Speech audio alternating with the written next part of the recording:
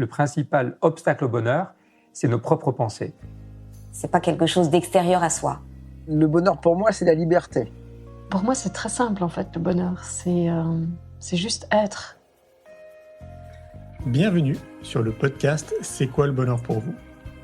Je m'appelle Julien Perron, je suis le réalisateur du film C'est quoi le bonheur pour vous ? Pendant plus de 4 ans, je suis parti à travers le monde pour interviewer 1500 personnes autour de cette question fondamentale.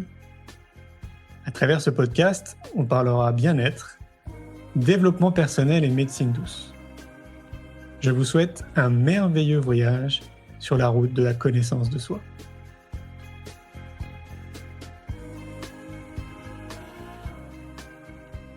Aujourd'hui, j'ai le plaisir de recevoir David Tan. David est life coach et ostéopathe. Il explore avec passion le développement personnel et l'art de guérir depuis 25 ans. En tant que professionnel de santé, il a soigné et accompagné plus de 40 000 patients. Je vous souhaite une belle écoute. Salut David. Hello à tous, hello Julien, ravi de vous retrouver ce soir et de passer ce moment avec vous tous. Yes, c'est cool. Ouais, tu me disais tout à l'heure, tu sortais d'une session de surf, c'est ça ? Ouais, j'ai la chance de vivre au bord de l'océan, l'océan au Portugal, et il a fait très très beau aujourd'hui, il a fait 25 degrés, donc je suis allé j'ai profité pour aller me recharger tous les jours. Je pense que ça, c'est une des clés de faire ce qu'on aime et de prendre le temps tous les jours de décharger son stress et de se ressourcer, de se recharger, hyper important. Mais c'est clair, c'est ce que je n'arrête pas de dire, quoi. Et j'ai le sentiment, parce qu'on se connaît pas non plus énormément, mais j'ai le sentiment du coup que tu incarnes bien justement ce que tu fais, les gens que tu formes, mais tu vas nous expliquer. Donc du coup, je te laisse te présenter, David, qui tu es. Alors, je suis David Tan, je suis un garçon sur le chemin. Ce qui me passionne, c'est comment on peut réparer nos blessures physiques, émotionnelles, le bagage avec lequel on est venu pour le transcender, le transmuter, grandir et justement être en joie, être heureux. C'est pour ça que j'aime beaucoup ce que tu fais et je rebondis sur ce que tu as sur la présentation du jeu de cartes en fait. Effectivement, dans les stages que j'anime à travers Life Force, eh bien, c'est à travers le jeu qu'on peut intégrer. C'est la meilleure solution qu'a trouvé la nature pour nous faire intégrer les choses, pour intégrer ces principes du vivant, pour être en santé et en vitalité. Et l'autre chose que j'ai vu dans les punchlines que tu as mis, le bonheur, ça s'apprend. Une de mes punchlines, c'est que vivre et vieillir en bonne santé, c'est possible et ça s'apprend. Alors, je suis professionnel de santé, de formation, je suis ostéopathe et kinésithérapeute, j'ai 45 ans. Ça fait, si j'intègre mes études, j'ai eu mon bac à 17 ans, donc ça fait 28 ans que j'accompagne des êtres humains sur le chemin. Ma spécificité, c'est que j'ai eu la chance d'énormément voyager dans ma vie puisque j'ai traversé plus de 75 pays les 25 dernières années. Et j'ai eu la chance d'accompagner en individuel plus de 40 000 personnes de 80 nationalités différentes. Donc, ça m'a donné un panel relativement considérable de comment fonctionnait l'être humain à travers le monde. Et comme j'ai un esprit qui fonctionne en matching, en points communs, eh bien, ça m'a toujours passionné de regarder en fait comment font les gens qui sont heureux. Pourquoi ? Parce que très vite, quand j'étais jeune adulte, quand j'ai commencé à étudier le soin, la santé à la faculté, je me suis retrouvé dans des services très difficiles, des services de soins palliatifs, notamment de neurotraumato, où les gens étaient pas en grande forme, étaient sur la fin de leur chemin de vie. Et ça a été clair pour moi, Julien, à 17-18 ans, que la fondation de la vie, pour moi, David, je vous le partage ce soir, c'est santé, vitalité et amour. Ces 3 choses-là ont vraiment fait très fort écho dans mon cœur, très tôt dans ma vie, et j'ai beaucoup de gratitude pour ça, parce que je me suis rendu compte que sans santé, on était malade, sans vitalité, on est crevé tout le temps, et sans amour, ça pique. Sans amour pour soi déjà, et sans amour pour les autres, on se sent sans aucune valeur.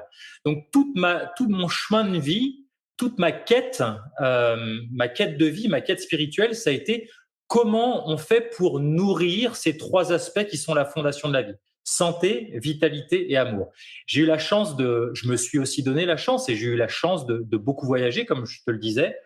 Et ça a vraiment été comment on fait tous ces peuples que j'ai eu la chance de toucher du doigt à travers l'histoire des hommes pour nourrir ces 3 aspects, santé, vitalité et amour. Et en fait, on se rend compte qu'il y a toujours les mêmes principes qui reviennent. C'est principiel. C'est pour ça que je dis, on l'apprend pas à l'école. Peu de parents connaissent ces choses-là et c'est vraiment principiel. Il y a des principes du vivant à honorer. Si on vit à travers ces principes, on a une vie beaucoup plus épanouie. Je dis toujours, Julien, comme ton jeu de cartes, que la vie est un jeu. C'est une de mes grandes punchlines. Et pour jouer un jeu, il faut connaître les règles, il faut connaître les principes. Si on connaît pas les principes de la vie, ça pique. À un moment, on va se faire mal. Et en général, les gens, tu le sais bien comme moi, questionnent leur vie, leurs habitudes de vie quand ils sortent d'un traumatisme, quand ils en ont marre d'avoir mal. Et l'idée, comme je te disais en off, c'est vraiment d'inspirer à travers Life Force, à travers les stages que je fais, à travers mes différentes formations, d'inspirer les gens à intégrer des nouvelles habitudes de vie pour avoir une vie en joie et en énergie. Ouais, alors ce que j'aime beaucoup, c'est, on a parlé, comme je disais tout à l'heure, 5-10 minutes avant de commencer, on s'est rendu compte qu'on avait beaucoup de points communs. Et en fait, ce que j'aime beaucoup, c'est m'apercevoir justement que parmi les points communs qu'on a, donc c'est le sport, c'est une vision de la vie, beaucoup de voyages aussi, etc. Je me rends compte à travers toutes les rencontres que je peux faire à travers le monde, que toutes les personnes qui ont suivi ce chemin que toi tu suis, que moi je suis, mais d'une manière, on va dire, un peu différente, mais globalement, c'est les mêmes aspirations et les mêmes idées, les mêmes valeurs. Eh ben ouais, en fait, j'ai le sentiment que notre vie, elle est beaucoup plus alignée en fait avec qui on est, beaucoup plus en cohérence. On est probablement, je veux pas m'avancer, mais mieux dans notre corps, mieux dans notre tête qu'une grande majorité des citoyens. Donc on traverse la vie avec ces épreuves aussi de manière complètement différente. Dis-moi si je me trompe. Je suis complètement d'accord avec toi. C'est vraiment l'idée, c'est vraiment, comme je le dis toujours, en fait, c'est simple, mais c'est pas simpliste. D'intégrer, de ramener de la présence, de la conscience dans sa vie, c'est vraiment un chemin d'éveil et ça change complètement tout. C'est ce qu'on parlait tout à l'heure de la marche pieds nus, de la marche. C'est la base pour se reconnecter à soi, pour se reconnecter à la nature. Il y a énormément d'aspects, de points positifs. Ça va libérer complètement le dos, notamment la ceinture, on appelle ça lombo-pelvifémoral, au niveau du bas du dos, au niveau du bassin.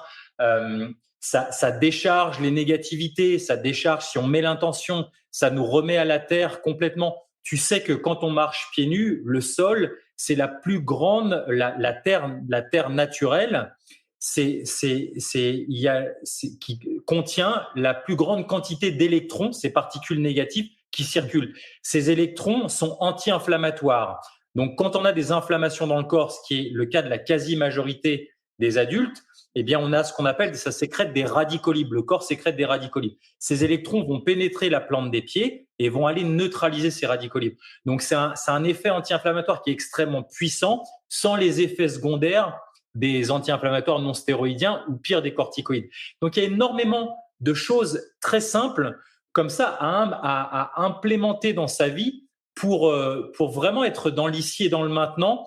Et tu sais, surtout en ce moment, depuis 2 ans, qu'il y a cette pandémie qui a transformé complètement les choses. C'est un challenge qui est pour moi hyper vertueux parce que je pense sincèrement, on en parlera tout à l'heure, que l'être humain est un être antifragile. C'est bien plus que la résilience de Cyrulnik. Ce que je me rends compte à travers tous les gens que j'accompagne tous les jours, c'est qu'il y a cet égrégore de peur, ce champ morphique, cette énergie de peur et d'incertitude qui nous affecte tous. La solution à la peur, mon Julien, pour moi, c'est de vibrer la pleine confiance. Et la pleine confiance, c'est quoi le secret? C'est d'aller contacter en soi le fait qu'on a les ressources de proposer une réponse, peu importe ce qui se passe.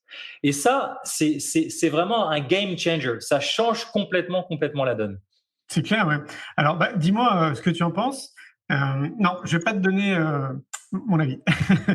D'accord. Je vais faire l'envers parce que sinon, il y a de fortes chances que tu sois d'accord.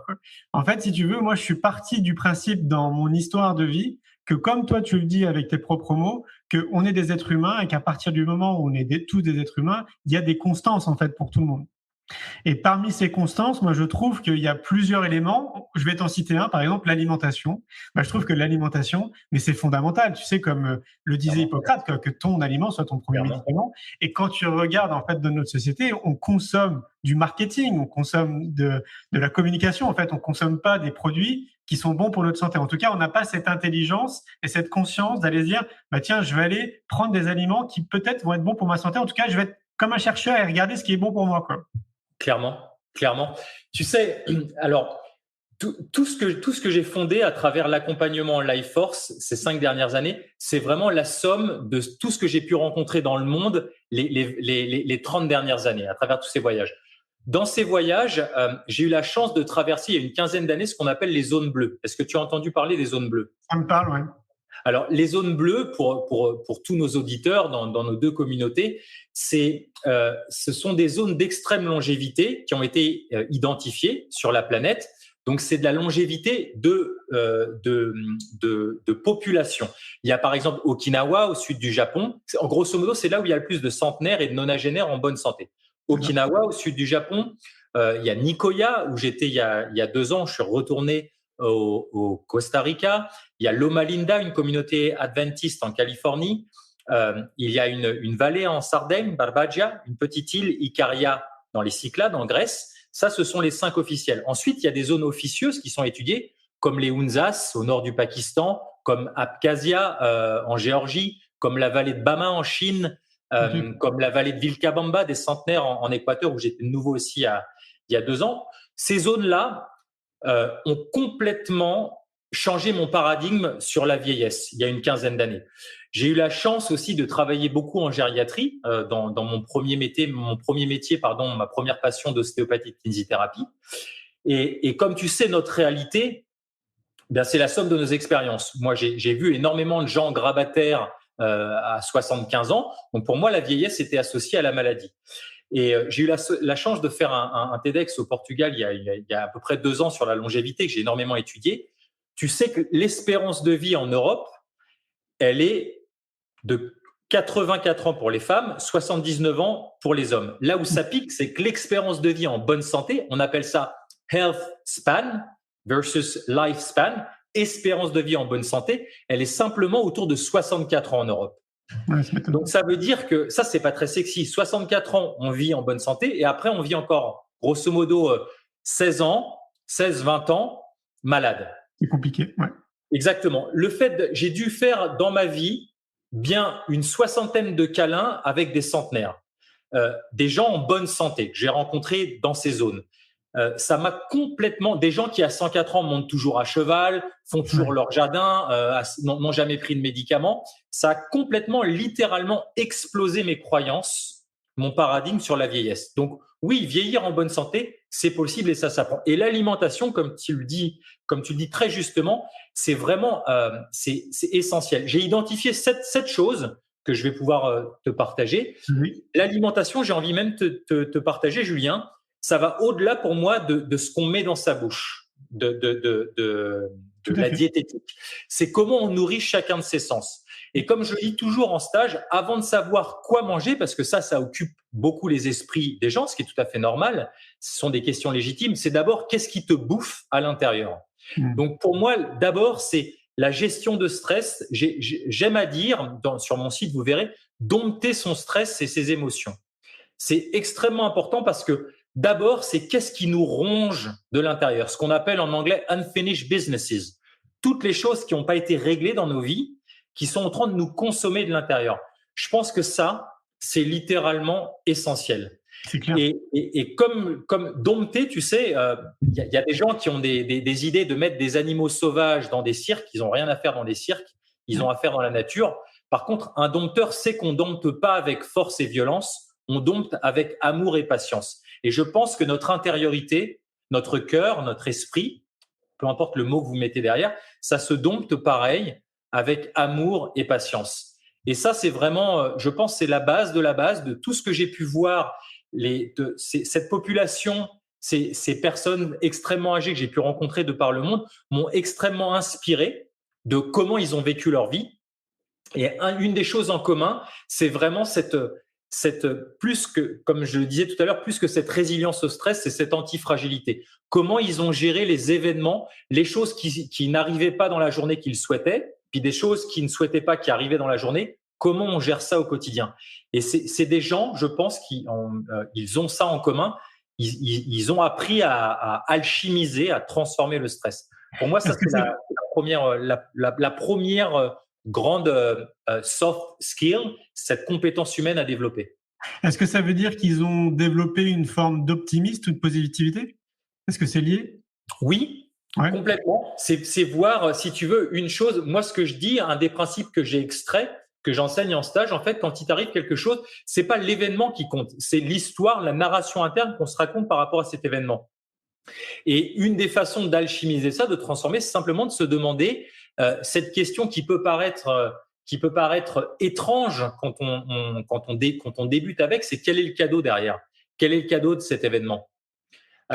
Et ça permet progressivement. Tu sais, je dis toujours, on parlera tout à l'heure de l'état d'esprit, le mindset, c'est un des grands piliers aussi que j'ai pu retrouver de par le monde dans les gens qui étaient heureux, en joie. Je dis toujours que la qualité de nos vies, elle est extrêmement liée, intimement liée à la qualité des questions qu'on se pose. On n'aura probablement pas toutes les réponses dans notre vie. Par contre, on peut clairement influencer sur la qualité des questions. Si à chaque fois on se dit, quand on n'arrive pas à faire quelque chose, pourquoi je suis nul, pourquoi j'y arrive jamais, on va demander à notre inconscient, notre subconscient qui raccroche tous les wagons négatifs. Alors que si on transforme, quel est le cadeau derrière, comment je peux m'améliorer, bien, même si on n'a pas la réponse tout de suite, c'est pas le propos. Simplement, la question est bien formulée, elle est formulée vertueusement. Et ça change complètement l'énergie. C'est clair. Tu sais qu'en neurosciences, quelque chose qui me passionne, qui m'a permis justement de passer au filtre toutes ces connaissances ancestrales que j'ai pu puiser dans toutes ces différentes cultures. À chaque fois, le travail que j'ai fait, c'est de les ramener au filtre des neurosciences et de la neurobiologie qui me passionne. Et on dit qu'en neurosciences, on a 60 000 pensées par jour. Ça, c'est les travaux du docteur Paul Amen. On a, dans ces 60 000 pensées par jour, mon Julien, 48 000 sont négatives. Ça veut dire qu'on a 33 pensées négatives par minute dans le défilement mental qu'on a en permanence. Et 90% de nos pensées sont les mêmes que la veille. Donc, on est programmé depuis la nuit des temps pour ressasser, en fait, on est câblé au niveau neuronal pour voir ce qui va pas. On dit en anglais « we wire neural pathways », c'est-à-dire reprogrammer les connexions neuronales vers quelque chose de plus positif. Et un des gros hacks, une de mes spécialités, c'est vraiment une de mes passions, c'est le biohacking. Eh bien, c'est la gratitude. La gratitude, c'est vraiment quelque chose qui permet de dessiner de nouvelles autoroutes neuronales, parce que tu sais bien qu'on peut pas être dans la frustration, dans la tristesse, dans la colère, quand on est dans le remerciement. Et ça, c'est essentiel pour hacker son système vers la joie. Ouais, c'est clair. Ouais. Alors, tu nous as dit le premier soft skill. Le deuxième, c'est quoi? Alors, en fait, si tu veux, dans mon travail à Life Force, comme je te dis, je me suis inspiré à travers toutes ces populations rencontrées. J'ai vraiment eu deux grandes familles de mentors. Les très anciens, donc les plus de 100 ans, en bonne forme, plus de 90 ans en bonne forme. Si j'inclus les nonagénaires en pleine forme, j'ai rencontré quasiment 200 personnes, mais vraiment en très bonne forme. Eux m'ont extrêmement inspiré, et les moins de 3 ans à travers la planète. Parce que en termes de vitalité et d'énergie, les tout petits sont au taquet du matin au soir. Et où est-ce que sur le chemin de notre vie, on a perdu cette vitalité? Donc, ça a été une grande source d'inspiration pour moi. Ces deux populations extrêmes. Puis, bien sûr, tous les gens heureux, en joie, comme toi, que j'ai pu rencontrer sur mon chemin de vie dans cette vie. Alors, la première partie, j'ai découpé ça pour que ça soit en fait une plus enseignable, plus didactique. La première partie, c'est vraiment gestion de stress et des émotions. Comment dompter son stress, le transformer avec amour et patience, l'alchimiser. La deuxième partie, c'est maîtriser les clés de la santé et de la vitalité. Pourquoi maîtriser? Le français est porteur du verbe, parce que on ne vient pas, on a les arts martiaux en commun comme passion, on ne devient pas karatéka en faisant un cours de karaté, yogi en faisant un cours de yoga, ou pianiste en faisant un cours de piano. Donc, c'est simplement en répétant les choses. D'accord? Donc, la maîtrise, elle vient, on parle souvent de 10 000 heures, de répéter les choses. Il ne s'agit pas de le faire une fois et de penser qu'on sait, il s'agit de pratiquer, d'implémenter dans sa vie. Les clés de la vitalité, de la santé et de la vitalité, et de l'amour d'ailleurs, j'ai identifié 5 piliers qui reviennent toujours. Il y a les rythmes de vie, extrêmement importants. Donc, dormir, ça fait partie des rythmes de vie, et ça s'apprend. Oui, on peut retrouver, même si on est insomniaque, une qualité de sommeil de bébé, c'est possible. La deuxième partie, comme tu l'as dit, c'est la nutrition. Donc, pas seulement l'alimentation, mais comment on nourrit chacun de ses sens, extrêmement important. La troisième partie qui revient systématiquement dans toutes ces populations pour vieillir et vivre en bonne santé, c'est la respiration.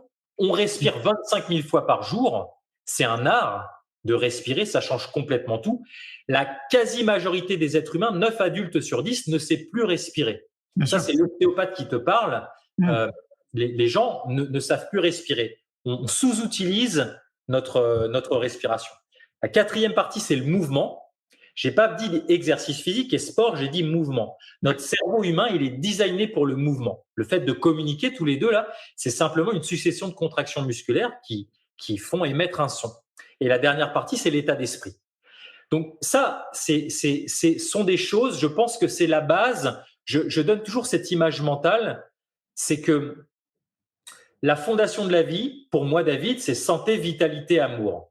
D'accord? Cette fondation, elle est basée sur 5 pilotis. Ces 5 pilotis, rythme de vie, nutrition, mouvement, respiration et état d'esprit, ça soutient santé, vitalité, amour. Une fois que cette fondation, elle est en place, la troisième partie de ce que je propose à Life Force et qui est extrêmement important et que j'ai revu dans toutes ces différentes cultures, c'est tes rêves de vie, ta raison d'être. Ça, c'est super important, mon Julien, parce que pourquoi on veut être en bonne santé et en énergie? Qui tu veux être quand tu seras grand? Oui. Qui tu veux devenir? On ne devrait pas demander à nos gamins, tu le sais bien, qu'est-ce que tu veux faire quand tu seras grand? Ça n'a aucun sens. C'est qu'est-ce que tu veux être? Qui tu veux devenir? Donc, la raison d'être, par exemple, au Japon, on appelle ça l'ikigai. En Amérique du Sud, dans la vallée des centenaires ou à Nicoya, on appelle ça le plano de vida, le plan de vie. C'est super important, nos rêves de vie. Et je dis toujours, pardon si ça choque, mais en même temps, c'est une façon de coacher. Je dis toujours une phrase qui m'a beaucoup piqué quand je l'ai réalisée, mais guérir de sa maladie, c'est pas un putain de projet de vie. Je suis désolé, c'est pas un projet de vie. Donc, c'est super important. C'est super important de contacter ça parce que être en santé, en vitalité, en amour, pour réaliser quoi? Pour devenir qui? Ça, c'est super important. C'est vraiment, donc, j'aime bien cette image mentale. Une fois qu'on a en place les piliers, les pilotis, on sait comment les nourrir, les principes qui les gouvernent. On en prend soin, on a santé, vitalité, amour. Et là, on a une fondation solide pour réaliser ses rêves, sa raison d'être, sa maison. Et je trouve ça, en tout cas, ça donne sens à ma vie maintenant et valeur à mes actes, Julien. Ça. Ah oui. Et puis, une fois plus, on n'aura peut-être pas le temps de le développer là ce soir, mais tout ça, ça s'apprend. C'est ça aussi qu'il faut retenir.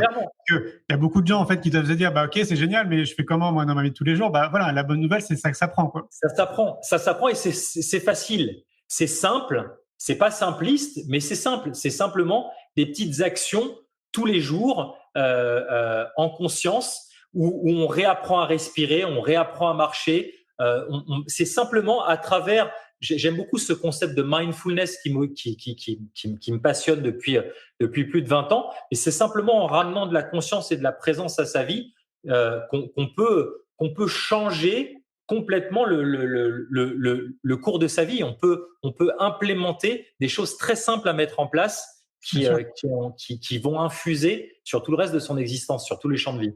Et ouais, moi je dis même que dans l'idéal, il faudrait intégrer, tu sais, comme des formes de rituels ou de routine, on peut appeler ça en fait comme on le souhaite. Mais tu vois, je trouve que ça devient évident pour tout le monde de manger, de se brosser les dents, de prendre une douche, mais en fait de bien manger, d'avoir un sommeil qui est réparateur, d'aller le plus souvent en pleine nature, de se couper des informations négatives, d'être entouré de gens positifs, de faire des exercices de relaxation, plein de choses que j'oublie. Tout ça, ça devrait être une routine en fait de vie, ça devrait être la base de tous les individus, quoi. Mais c'est super important ce que tu dis, Julien. Effectivement, tu sais, l'être humain est un être d'habitude. On fonctionne par habitude, point barre. Si vous mangez encore des cornflakes avec du lait UHT acheté à Auchan, c'est certainement parce que votre maman vous donnait ça quand vous étiez petit. Donc, c'est super important de réaliser ça. Et effectivement, tu as complètement raison. L'idée, c'est de repérer ces habitudes qu'on a.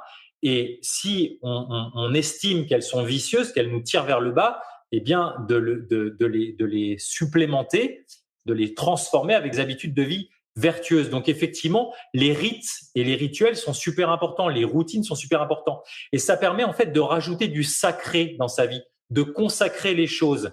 Et ça ramène de la présence, de la conscience, parce que, effectivement, comme tu le dis très justement, on fonctionne de façon automatique la majeure partie de nos journées.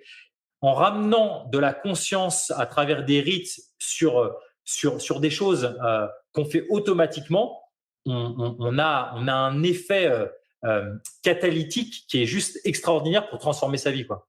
Complètement. Moi, je peux même donner un exemple. Tu parlais de respiration.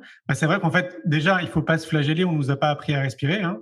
Donc, pour la plupart des gens, faut conscientiser qu'on nous a pas appris. Et donc, un truc qui est très simple que je fais quand je bosse, par exemple. Enfin, moi, je dis plutôt que je jardine. Je me considère comme un jardinier. Donc, quand je jardine, en fait, souvent, je prends le temps de conscientiser que je suis en train de respirer et d'être très attentif à ma respiration.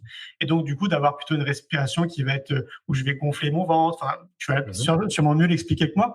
Mais tout ça pour dire, en fait, qu'il y a des petits trucs que tu peux faire dans ton quotidien qui sont vraiment basiques et qui changent énormément de choses. Tu vois que quand tu perds juste 5 minutes pour te concentrer sur ta respiration dans la journée, déjà, en fait, ça te fait beaucoup de bien, quoi. Complètement. Je peux partager quelque chose qui est un biohack que je trouvais extraordinaire. Est-ce que tu as entendu parler certainement de la cohérence cardiaque? Évidemment. Ah oui, voilà. C'est génial. Donc, le hack le plus puissant, je vous propose qu'on le fasse 1 minute ensemble, c'est quand vous vous réveillez le matin, un truc très simple, quand vous êtes en train d'émerger du sommeil, avant de faire un bisou à votre conjoint ou même d'aller faire pipi, vous prenez un gros dictionnaire qui est sur votre table de chevet, vous le mettez sur votre ventre, sur le nombril, avec vos mains dessus. Et simplement, pendant 3 minutes, vous allez inspirer sur 5 secondes, et souffler sur 5 temps. Et l'idée, c'est de repousser, si je me mets comme ceci, vous avez le dictionnaire sur le ventre, de gonfler le ventre, et donc ça va repousser le dictionnaire vers le plafond. Et vous allez simplement sentir le poids du livre qui vient affaisser le ventre.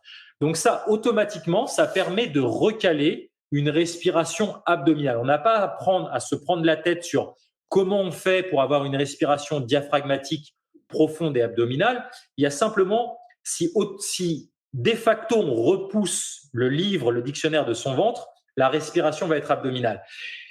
Si on respire 18 respirations comme ceci, donc ça fait 3 minutes, j'inspire sur 5 temps, je souffle sur 5 temps, la neuroscience a montré, les neurosciences, qu'on va connecter la pédale de frein de notre système nerveux autonome qu'on appelle le système parasympathique. C'est ce qui permet de réguler, cette partie de notre système nerveux autonome qui régule le stress et qui régule les organes entre eux. Et ce qui est génial, c'est quand on se réveille le matin, notre cerveau s'accélère. On sort de l'état de sommeil pour rentrer en vigilance. On passe de ce qu'on appelle des ondes alpha à des ondes bêta qui sont plus rapides.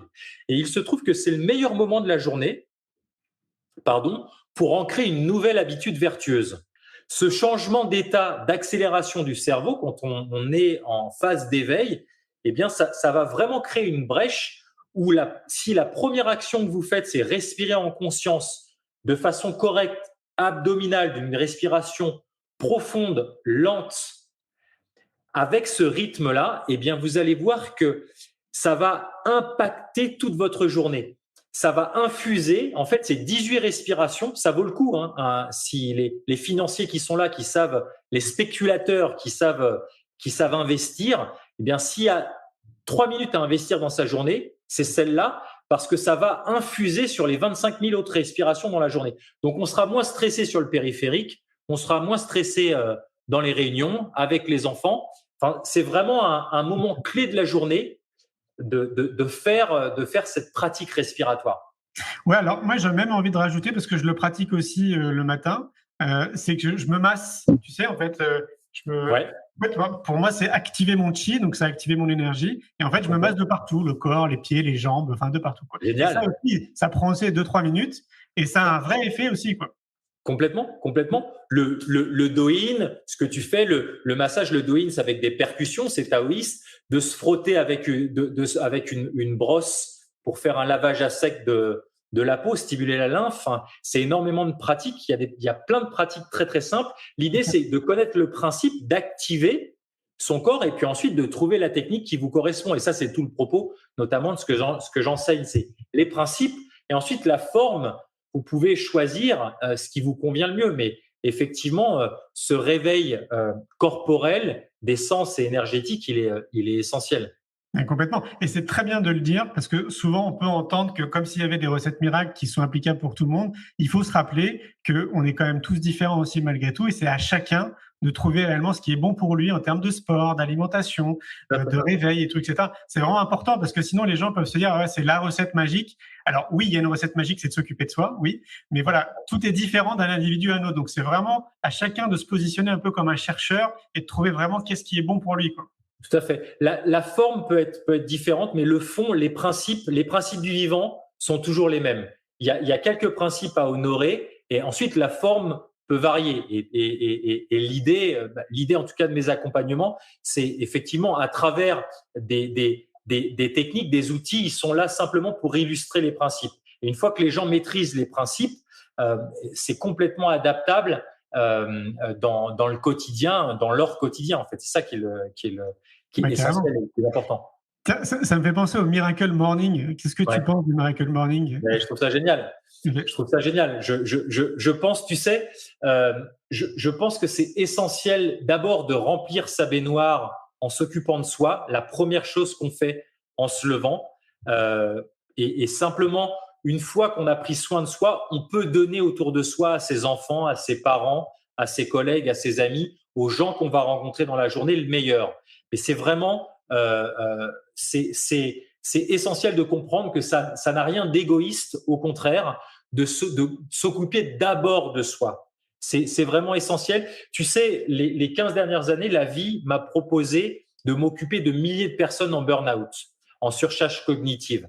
Et c'est vraiment essentiel. Tu sais, comme j'ai passé une partie de ma vie dans le social, notamment dans des ONG, et c'est surtout quand on a cette volition-là de s'occuper des autres, je pense que les gens se crament parce qu'ils s'oublient complètement. Tu le sais bien, il y a il y a quelque chose de très social aussi dans ce que tu fais. Donc c'est facile aussi de s'oublier quand c'est plus grand que nous, quand ça nous dépasse. Et comme je le dis toujours, le burn-out, ça peut être aussi un burn-out familial. Une maman seule au RSA qui a 3 enfants en bas âge, c'est chaud. Et je dis toujours que le burn-out, pour donner une image mentale, on est en train de se noyer dans sa vie. On est littéralement en train de se noyer dans sa vie. De maîtriser ces outils du vivant que j'enseigne, ça veut dire enseigner, ça veut dire montrer. Eh bien, c'est simplement réapprendre à nager. Réapprendre à nager. Et une fois qu'on a appris à nager, par exemple, et c'est le propos d'un stage de 6 jours, c'est un cours de natation pendant 6 jours. Eh bien, je pense que une fois qu'on sait nager à peu près bien la brasse pour ne plus se noyer, on a aussi compris que c'est notre responsabilité et ça ne tient qu'à nous. C'est vraiment notre seule responsabilité de nager un petit peu tous les jours une fois que tu sais le faire pour garder la tête en dehors de l'eau et pouvoir s'orienter dans les flots de la vie. La vie va toujours continuer à envoyer des flots pour nager vers où tu as envie d'aller. Ça, c'est essentiel. Donc, une fois qu'on sait nager, on n'a plus qu'à nager, il faut le faire un petit peu tous les jours. Et je dis toujours, si tu prends pas soin de toi un petit peu tous les jours, mon Julien, il y a un moment, la vie, elle va nous rattraper, elle va nous forcer à prendre soin de notre accident, de notre maladie. Je l'ai vu des dizaines de milliers de fois, ça. Et ça m'est déjà arrivé aussi quand par moment, en inconscience, on respecte pas les règles. Bon, hop, retour du bâton. Donc, on a tout intérêt à investir un petit temps. Et je pense que le premier temps de la journée, pour moi, ça fait vraiment sens d'abord de se nourrir pour pouvoir partager le meilleur. Ouais. Et ça change tout, ça change tout. C'est clair. Moi, je vais même bien plus loin parce que je dis que c'est une responsabilité citoyenne de s'occuper de soi, vraiment. Et je pense que si tout le monde faisait ça, c'est-à-dire que si tout le monde faisait du mieux qu'il peut, c'est déjà énorme, du mieux qu'il peut tous les jours pour s'occuper de lui avant les autres, avant sa femme, avant ses enfants, avant son entreprise, je pense que notre humanité serait vraiment très différente que de ce qu'elle est maintenant. Je suis d'accord avec toi. Alors, donne-nous ton troisième soft skill. Alors, ce que je te disais, si je récapépète, la première partie, c'est dompter son stress et ses émotions. La deuxième partie, c'est maîtriser les clés de la santé et de la vitalité. Et la troisième partie, une fois qu'on a ces deux compétences-là, c'est notre raison d'être, nos rêves de vie. D'accord ? Ce que je te disais, dans la deuxième partie, qui sont maîtriser les clés de la santé et de la vitalité, en fait, c'est ces clés du vivant. Ils se tournent toujours dans mon expérimentation de la vie à travers toutes ces 80 pays traversés. C'est toujours autour des rythmes de vie. Tu sais qu'on fonctionne avec des rythmes circadiens, jour-nuit. On a une horloge interne. Est-ce qu'elle est bien calée? Est-ce qu'elle n'est pas bien calée? Le sommeil fait partie de ça. Ça s'apprend. La nutrition, comme je te disais, la nutrition des 5 sens, la respiration, le mouvement et l'état d'esprit. Donc, voilà, juste pour recaler la globalité. Donc, quand tu me dis cette troisième soft skill, c'est ce que tu parles de ces 5 piliers ou tu parles plutôt des parties. Tu disais qu'il y en avait 7. Tu disais que tu avais 7 choses Alors, à partager. en fait, donc du coup, là, tu as les 5 là. La première, c'est c'est ses émotions. Et la dernière, la 7e, ça serait la raison d'être et construire ses rêves de vie. Qui on veut devenir. Ok. Alors, du coup, ce serait peut-être intéressant de développer. Avec plaisir. On pourrait développer chaque partie, quoi. On a déjà développé les 2 premières. Avec plaisir. Mais tu sais, pour donner un moyen mémotechnique à nos amis qui nous regardent, ce qui est marrant, c'est que tu sais, quand à travers tous ces voyages, je me suis donc passionné pour la santé, l'anthropologie du soin notamment, et il est clair que et l'anthropologie du soin et la longévité. La longévité, pour moi, c'est d'abord comment on ramène de la joie de la vie à ses années avant de ramener des années à sa vie. Parce que vivre vieux pour vivre vieux, ça n'a aucun intérêt. Si tu t'emmerdes et que tu n'as pas une vie heureuse, ça n'a juste aucun intérêt. Donc, comment d'abord on ramène de la joie à sa vie et ensuite, une fois que ça c'est en place, vivre plus longtemps éventuellement.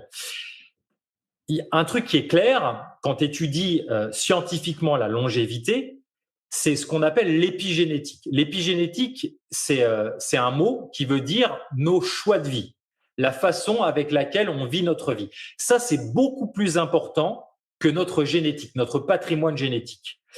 Quand on étudie la science de la longévité, on voit que l'épigénétique, nos choix de vie, les choix que tu fais au quotidien, qu'est-ce que tu manges? Est-ce que tu manges des M&M's ou est-ce que tu manges des fruits, par exemple, quelque chose qui soutient la vie ou quelque chose qui est gavé de sucre et qui soutient pas la vie?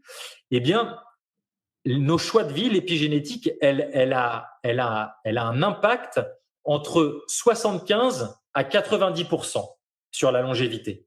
Ça veut dire que la génétique a en fait un impact que entre 10 et 25%. Donc c'est juste génial parce que même si dans notre famille, tous les hommes ont été atteints de telle ou telle pathologie ou toutes les femmes de telle ou telle pathologie, donc on a cette satanée épée de Damoclès au-dessus de la tête. Si vous changez votre façon de vivre, vous implémentez choix après choix des choix vertueux, eh bien ces gènes ne vont pas se déclencher. Et ça, c'est juste génialissime. C'est vraiment un message d'espoir qui est super, super, super important. C'est clair parce que je pense qu'il y a très peu de personnes qui sont au courant de ça. Mais du coup, ça rejoint un peu ce que je dis. En fait, ce que je pense, c'est que à n'importe quel moment de notre vie, à n'importe quel âge, on peut reprendre justement les rênes de notre vie, quoi. Et ça aussi, je pense que c'est important de le dire parce que peut-être que certaines personnes pourraient se dire, mais oui, mais moi, je fais comment? Je sais pas, j'ai 50 ans, ou je suis pas en forme, ma vie, je suis pas très heureux. Comment je fais pour avoir ce déclic-là, puis pour reprendre les rênes de ma vie? Et de ce que j'ai découvert, moi aussi, à travers mes voyages et les rencontres, c'est que à n'importe quel moment, j'ai rencontré, notamment l'été dernier avec un pote, on est parti en vélo, on a fait 1300 km et on dormait chez les gens. On a rencontré un couple de 70 ans qui venait de se rencontrer, donc ils étaient tout amoureux, là, ça faisait genre 2 ans, je crois qu'ils étaient ensemble. Ils étaient en pleine découverte d'eux-mêmes, donc en plein cheminement, tu sais, de prise de conscience en prise de conscience, et ils cheminaient ensemble, ils étaient en train d'acheter une maison ensemble, je trouvais ça magnifique. Et donc voilà, c'est un exemple parmi plein, mais en gros, on peut vraiment à n'importe quel moment de notre vie se dire, ok, je reprends les rênes de ma vie et je m'occupe de moi, quoi. Complètement. Tu sais, pour rebondir sur ce que tu dis, ce que je voudrais vous partager ce soir, un des grands principes, moi, qui a transformé ma vie il y a à peu près 15 ans, qui m'a vraiment encouragé, motivé à créer Life Force, c'est ce qu'on appelle l'hormèse. Est-ce que tu as entendu parler de la loi de l'hormèse? C'est un des grands principes du vivant, et en fait, tout ce que je fais, tout ce que je propose, tout ce que je facilite, tout ce que j'enseigne, c'est basé sur la loi de l'hormèse. La loi de l'hormèse, elle nous dit quoi? Vous connaissez certainement tous la fameuse phrase de notre ami Nietzsche qui disait « Ce qui ne nous tue pas nous rend plus forts ». Alors, il a raison, sauf qu'il a omis de dire deux choses essentielles pour accompagner sa phrase. Ce qui ne nous tue pas nous rend plus forts, si et seulement si, écoutez bien, c'est suivi d'un temps de repos suffisant. Et si et seulement si le stress qu'on subit ne dépasse pas notre capacité adaptative. Ça, c'est une notion qui est super importante. Si c'est le cas, effectivement, ça va nous rendre plus forts. Sinon, j'aime bien dire que ce qui ne nous tue pas nous rend plus forts ou handicapés. Ça respecte pas ces deux choses-là. Donc, cette notion est super importante. Capacité adaptative.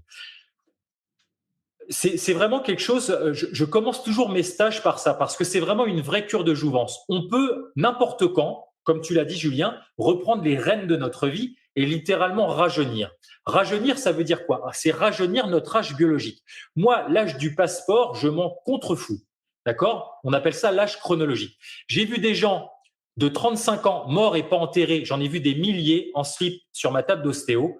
J'ai vu des gens de 90 ans avec des projets de vie, comme les deux jeunes oisillons là, de 70 ans dont tu parles, qui ont des vitalités débordantes et qui vont vivre peut-être jusqu'à 105 ans, jusqu'à 110 ans. Donc, c'est vraiment, ce qui compte, c'est l'âge de vos cellules, l'âge de nos tissus, pas l'âge qu'on a sur le passeport. Ça, si on rentre plus dans le détail, on n'aura pas forcément le temps maintenant, mais c'est ce qu'on appelle le chondriome, le nombre de mitochondries qu'on a. Les mitochondries, ce sont les usines à gaz qu'on a dans nos cellules. D'accord? Notre patrimoine de mitochondries, ce chondriome, ces petits moteurs qu'on a dans les cellules, on en perd 75% entre 20 et 75 ans. Le seul moyen de reproduire des mitochondries, des moteurs dans nos cellules, c'est à travers la loi de l'hormèse. Et c'est ce qui permet de réaugmenter sa capacité adaptative. Pour vous donner une autre façon, vous l'expliquer simplement, c'est quoi la définition de la jeunesse pour vous, pour toi, Julien? La définition, ouais. Vas-y. Alors, une des définitions de la jeunesse, c'est d'avoir une grande capacité adaptative. Plus on vieillit, ça c'est ma capacité adaptative quand je suis jeune, et quand je vieillis, plus elle diminue, ma capacité adaptative physique, émotionnelle, mentale, jusqu'au jour où je deviens très vieux, je suis plus capable de m'adapter physiquement, émotionnellement, mentalement, et là, ça s'éteint. La flamme de vie s'éteint. D'accord? Ça, c'est le processus naturel. La loi de parce qu'on perd justement ces mitochondries. On perd ce qui est capable de produire de l'énergie en nous. L'ATP, on appelle ça. Ouais. Le fait de se stimuler, je vais vous partager de façon très simple les 4 portes d'entrée de l'hormèse physique. C'est des pratiques concrètes qui permettent de pas seulement ralentir, de freiner la perte de sa capacité adaptative, mais bien de la repousser pour la faire regrandir. Donc, on va vraiment rajeunir au niveau biologique, au niveau tissulaire, histologique et cellulaire, ça s'appelle.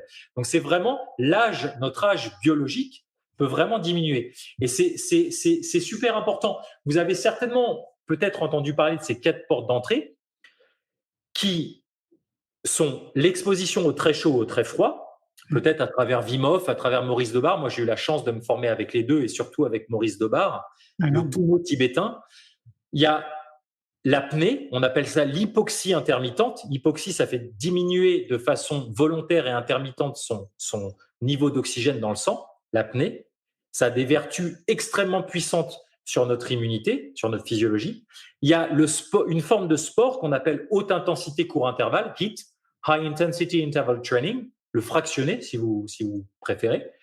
Et puis, le dernier, c'est ce qu'on appelle la privation volontaire de nourriture, le jeûne, extrêmement puissant.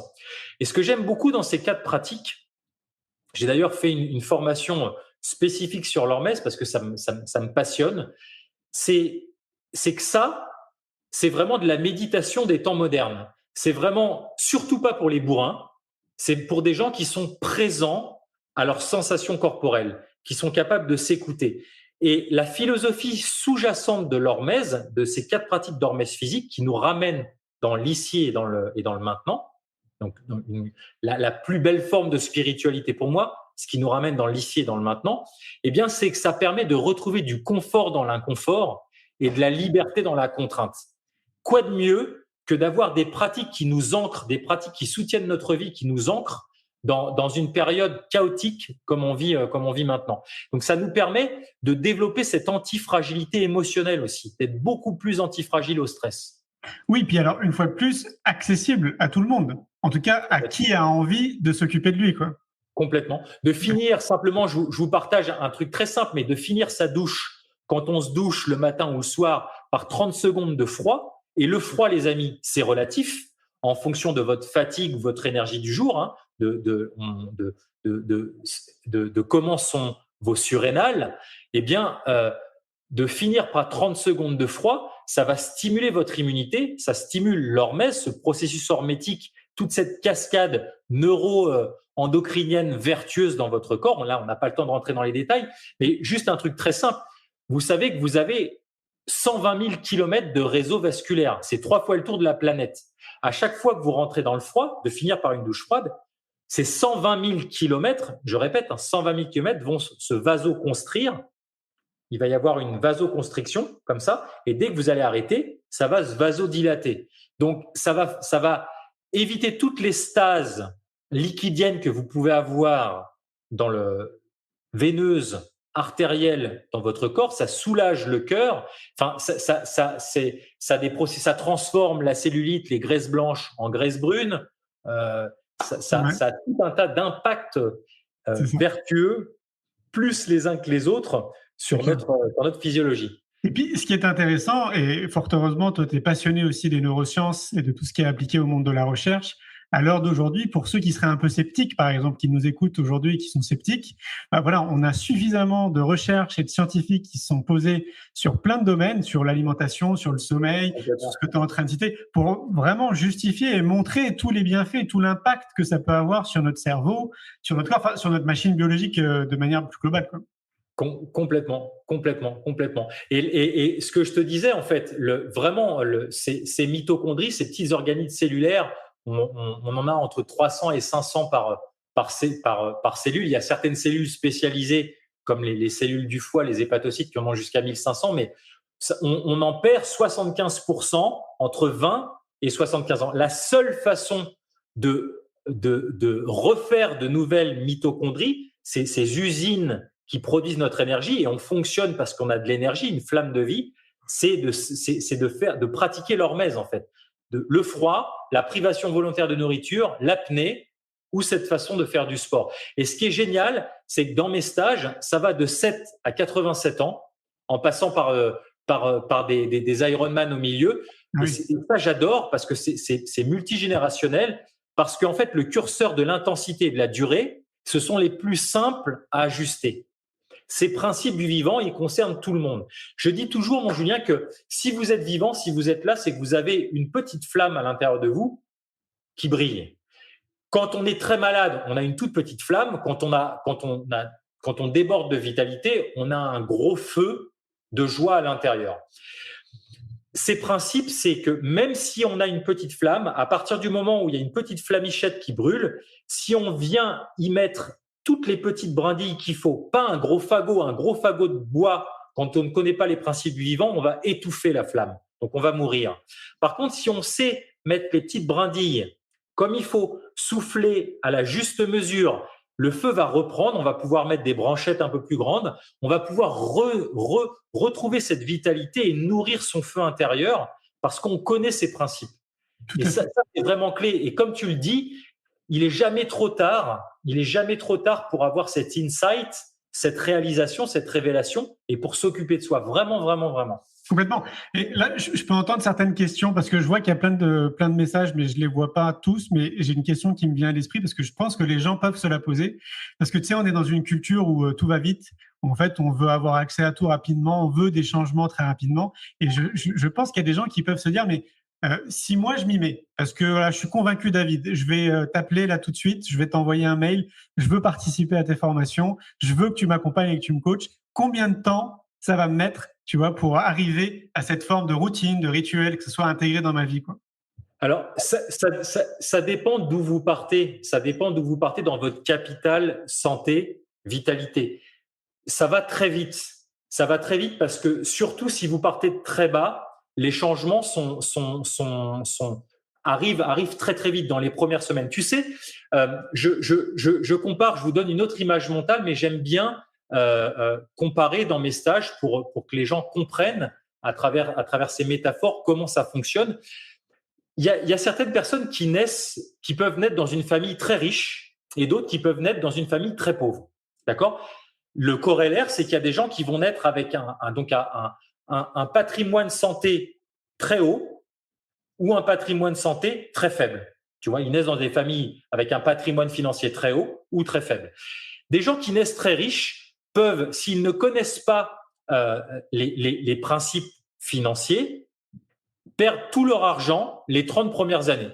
Ils vont abuser de tout, de toutes les pratiques d'abus possibles, imaginables, l'alcool, les drogues, en veux-tu, en voilà, enfin tous les trucs où ils claquent en permanence la carte bleue. Et ces gens, à 35 ans, peuvent finir broke. Plus de thunes, plus rien. Ils ont tout cramé leur patrimoine financier. Bien, il y a des gens qui naissent avec un patrimoine génétique de santé, de vitalité très haut, qui crament tout parce qu'ils ont une vie d'abus. D'accord? Les 35 premières années. Et puis, il y a d'autres personnes qui connaissent, qui se forment, qui apprennent les principes du vivant, donc les principes financiers, qui naissent dans une famille très pauvre et qui, à 40 ans, 45 ans, finissent millionnaires, multimillionnaires, parce qu'ils ont compris ce principe qu'on appelle compound effect, l'effet cumulatif composé. Ils réinvestissent leurs intérêts. Ils se sont éduqués financièrement. Eh bien, le corollaire, c'est qu'il y a des gens qui s'éduquent au niveau de la santé, de leur vitalité, de leur amour. Ça s'apprend, ces principes, et ils investissent dans ces principes et progressivement, leur patrimoine de santé et de vitalité va grandir. Ils appliquent les lois de l'Hormèse, ils deviennent antifragiles et jour après jour, et à 40, 45 ans, ils finissent avec, ils ont une vie en pleine santé, en pleine vitalité parce qu'ils pratiquent au quotidien.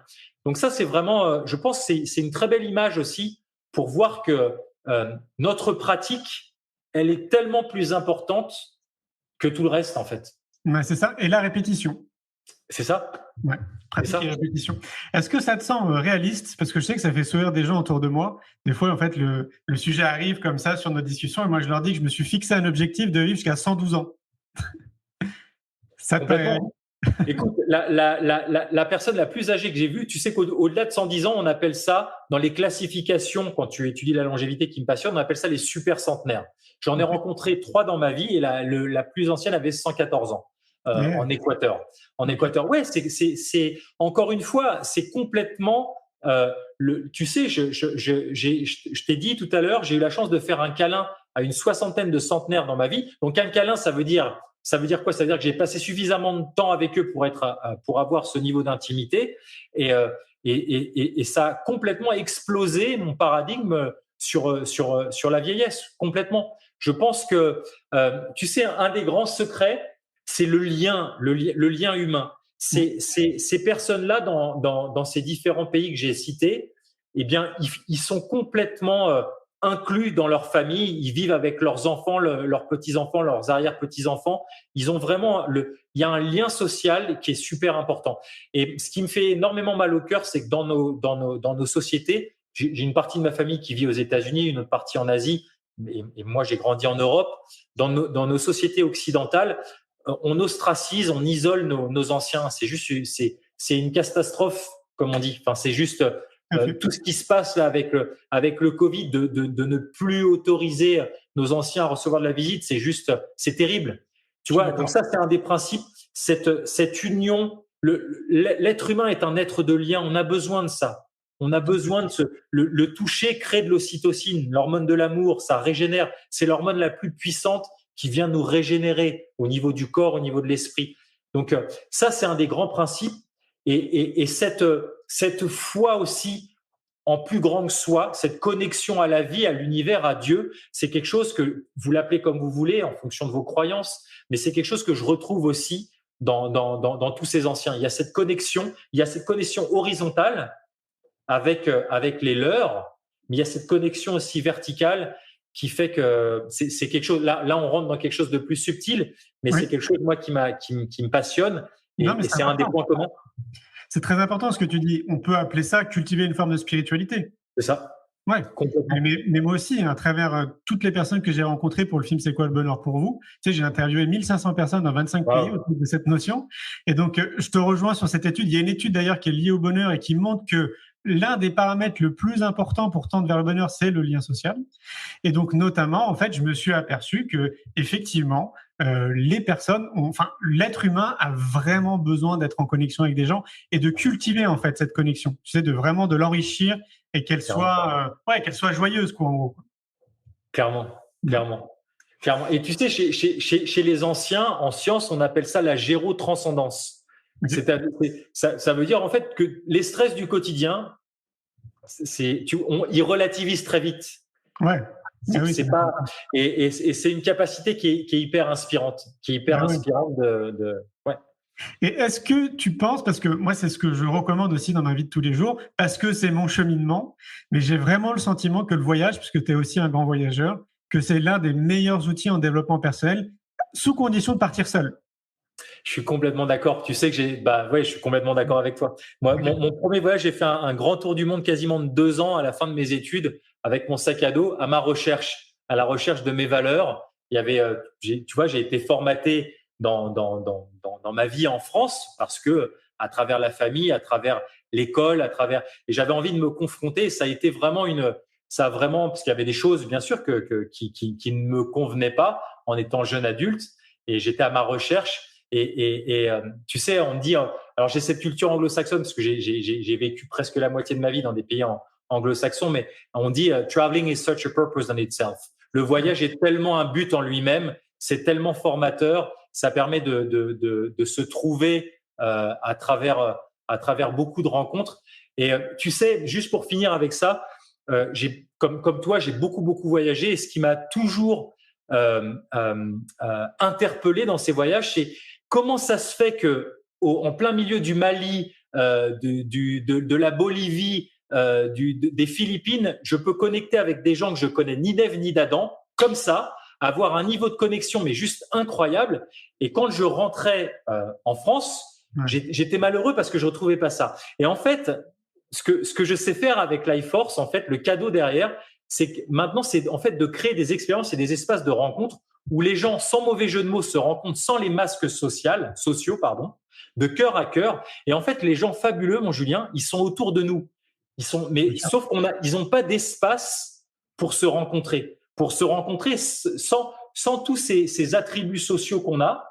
Et ça, c'est vraiment une profonde joie pour moi de faciliter des rencontres dans les stages entre êtres humains et de voir que je retrouve ça, en fait. Je retrouve ces connexions que j'ai pu avoir en voyage. C'est juste de proposer des espaces où les gens peuvent se rencontrer sans savoir l'âge qu'ils ont, s'identifier à leur maladie, à leur boulot, à leur voiture. Tu vois, à tout ce bullshit.